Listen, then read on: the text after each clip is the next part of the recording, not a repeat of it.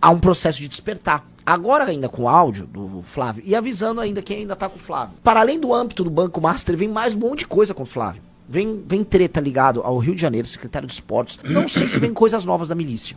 Mas de Secretaria de Esportes no Rio de Janeiro, esquema de corrupção com grana em cash tá vindo, e escândalo do INSS. O caso do Banco Master não estava nem precificado pelo Flávio como um problema que viria. Essa foi uma novidade. E ele já tá morrendo pela novidade. Ainda tem o que o Sidônio tem na mão. O PT tem na mão um pacotaço.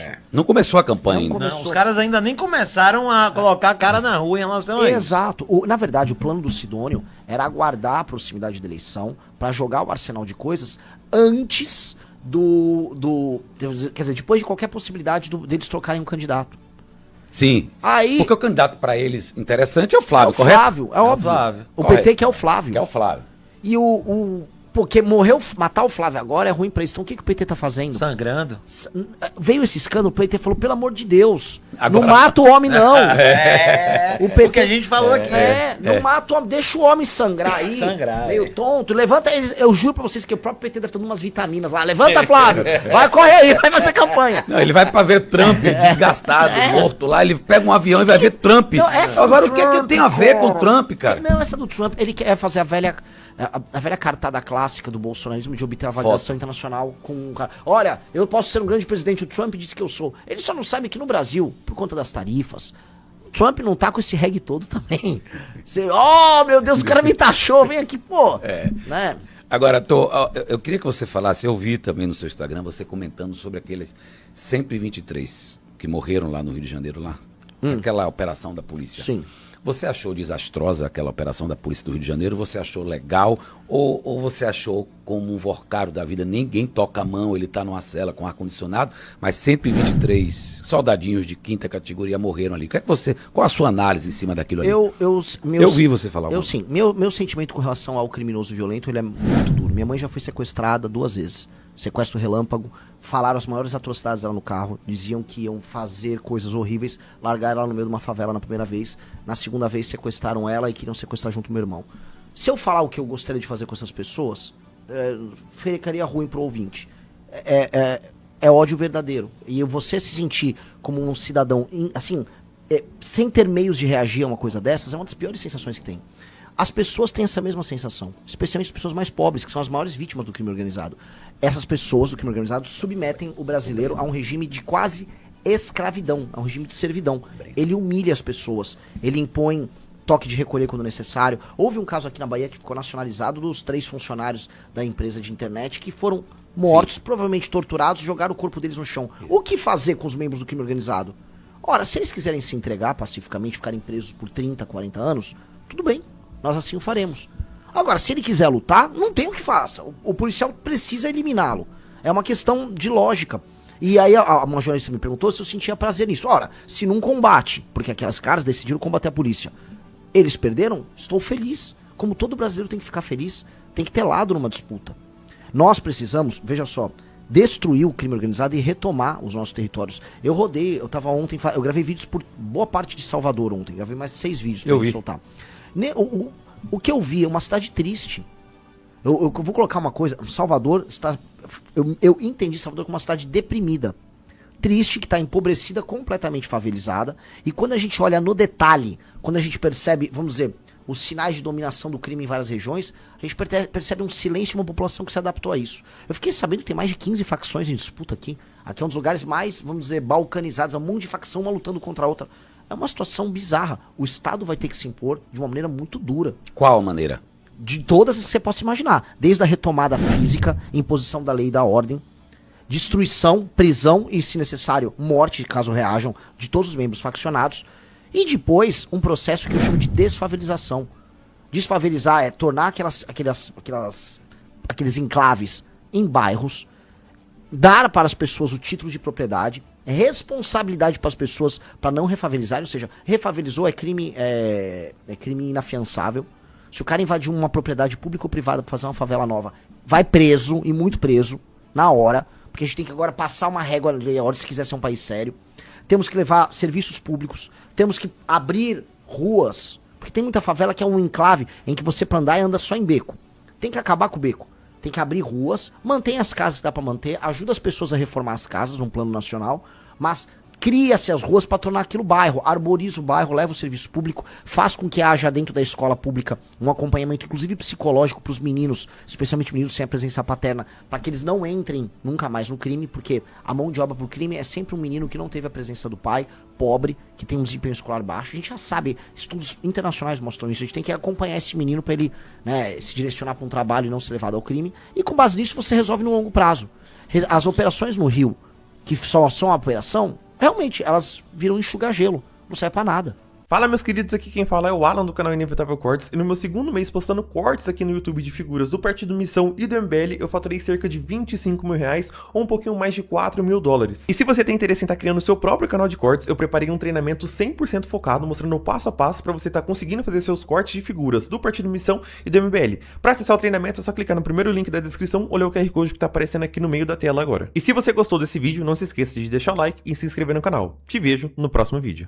Bom, eu estou com o Renan Santos, pré-candidato à presidência da República. Eu vou a Brasília agora com o nosso editor do site Brasilianista. É um site que está incomodando muita gente com as verdades, e ele é o editor desse site Brasilianista, o Breno Grillo. Breno, tá aqui o Renan Santos, surge aí como uma terceira via interessante, pelo que eu li, e alguns bolsonaristas estão dando adeus aos bolsonaros por conta dos áudios vazados, e ele está incomodando. 7, 8. Mas fique à vontade aí, meu querido amigo Breno Grillo, jornalista, editor de política aí. Pode perguntar. Bom dia a todos, muito obrigado pela presença, pelo convite. Renan, pré-candidato, muito obrigado pela participação, por ceder seu tempo para nos conceder essa entrevista. Eu estou assistindo aqui desde o começo da sua entrevista, Renan, e a minha primeira dúvida você acabou de mostrar muitos dos problemas da população, que a população brasileira enfrenta. Agora, nessa última resposta sobre violência, você entrou nos meandros do como resolver. Eu queria, em cima ainda do tema da violência, você pretende usar as Forças Armadas para ajudar as forças públicas de segurança? Porque essa é uma questão muito grande e que inflama muito o debate no nosso país. Eu queria saber a sua opinião sobre isso. Grande pergunta, porque existe um marketing de, não, vou botar as Forças Armadas. Eu conversei com membros das Forças Armadas e eles falaram, homem, a gente nem tem como ajudar muito. A real, as Forças Armadas podem servir num processo de reocupação de cidades e favelas como uma força auxiliar que vai fazer a guarda da cidade, fazer uma ronda ostensiva, enquanto as polícias militares e as forças especiais das polícias militares fazem as operações de retomada. Apenas isso. Há outros elementos que dá para utilizar, por exemplo, a força aérea nas fronteiras para evitar a entrada da droga, por exemplo, como acontece no Mato Grosso do Sul, onde boa parte da droga entra por via aérea. Você também utilizar a marinha com guardas fluviais ali na Amazônia para evitar a entrada da droga ali. Mas no combate urbano não há muito o que se fazer, nem existe, vamos dizer, material humano disponível para isso.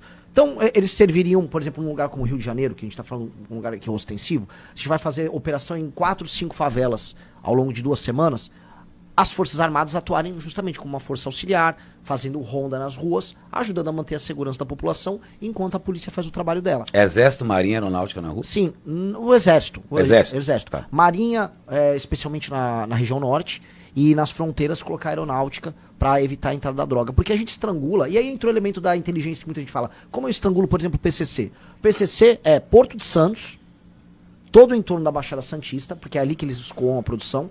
Empresas que trabalham com containers e com exportação ao longo do estado de São Paulo. E a entrada da droga, especialmente via Mato Grosso do Sul. É a famosa Rota Caipira. Se a gente fecha esse ciclo, eu estrangulo comercialmente o PCC. Né? E aí eu consigo evitar que eles tenham o faturamento deles, quebro o dinheiro que eles vão usar depois para lavar, e aí a gente pode pontualmente pegar as lideranças. São estratégias diferentes. Breno, mais uma pergunta aí, Breno, direto de Brasília. Você fica aí porque já também na sequência a gente tem João Roma, viu? Foi ministro da Cidadania na época do Bolsonaro e é candidato ao Senado aqui na Bahia. Breno, fica à vontade aí com o Renan. Zé, eu nunca vou recusar um convite seu. Um convite seu, para mim, é uma ordem. Eu sempre vou fazer o que você me pede. Pré-candidato, ainda sobre o tema violência, a principal porta de entrada do crime organizado no poder público é a corrupção, seja ela policial, seja das autoridades eleitas. A gente está vendo isso principalmente no Rio de Janeiro, mas a gente tem exemplos em outros estados. Como que o senhor pretende resolver isso? Como o senhor pretende enfrentar a corrupção nas forças de segurança e nas autoridades públicas? A punição, começar primeiro pelo crime de colarinho branco. A punição pelo crime de colarinho branco desapareceu. Hoje, você cometer o crime que for sendo uma autoridade pública ou sendo um agente privado corruptor, não acontece nada. No Congresso, no Senado. Não acontece nada. Acabaram com a prisão em segunda instância, vamos colocar aqui, que é o que permitia, né, que um desembargador já mantivesse um preso que foi condenado. As operações foram todas destruídas e as punições continuam muito, mas muito baixas. Foi criada a ideia, e esse é um grande problema brasileiro, de que vai jogando para as instâncias superiores e tão logo você tenha grandes escritórios, grandes bancas advocatícias, você resolve a vida no STJ, no STF. Sendo bem honesto, é isso que acontece. Então todos esses agentes corrompidos fazem parte de quadrilhas que, em última instância, vão proteger ele nas instâncias superiores. E eles têm, e as facções criminosas têm o lobby também com esses mesmos escritórios grandes. Isso tem que ser derrubado. A gente vai fazer uma alteração na legislação brasileira que separa o STF de qualquer julgamento de casos concretos. Eles são que julgar caso abstrato. Ele é uma corte constitucional, julga caso abstrato. Isso já tira eles do meio do caminho. Agora, sobre o agente que se corrompe, nós temos que aumentar e muito as punições. O sistema de punições tem que ser altíssimo. Problema você tem juiz e promotor que, caso seja pego um escândalo de corrupção, eles são aposentados compulsoriamente, ganhando vencimentos altíssimos. Isso tem que se alterar. E um policial, que é um cara que tem um monopólio da força e que tem que usar isso pela população, o cara que se corrompe, cara, em alguns lugares isso dá pena capital. Que é como um soldado numa guerra que deserta ou que mata o próprio... É o maior traidor da pátria. É o maior traidor da pátria. A pena tem que ser similar a isso. Como pena capital é proibida, eu acho que tem que ser punições de 50 anos. Mesma punição para um membro de uma facção. O policial que se corrompe é um traidor. É um maldito. Por isso, quando você tinha citado o caso da milícia, do Adriano da Nóbrega, tem gente que fantasia, o miliciano é legal. O Adriano da Nóbrega traiu a população, ele traiu o BOPE pra virar assassino de aluguel de miliciano, ele se tornou ele próprio miliciano, assassino igual de bicheiro, e bicheiro ligado ao tráfico. Esse cara é um vagabundo, esse cara é um maldito, esse cara é um traidor da polícia. E aqui as pessoas ainda romantizam, não, o miliciano é mais legal que o traficante. É como se cada um tivesse seu bandido favorito. Uma parte da esquerda, eu gosto do traficante, é da direita, eu gosto do miliciano. Não, cara, é vagabundo. Então, punições têm que aumentar. Quando eu falo de punição pra aumentar, não é só pro traficante, é pro agente público corrompido. E o direito penal do inimigo, que enquadra todo mundo como membro de facção, se você é parte do organismo, ele aumenta as penas e aumenta a velocidade da ação do Estado. Um policial que está servindo a uma facção criminosa, um promotor que está servindo a uma facção criminosa, ele vai ser enquadrado como membro de uma facção e ele está lenhado.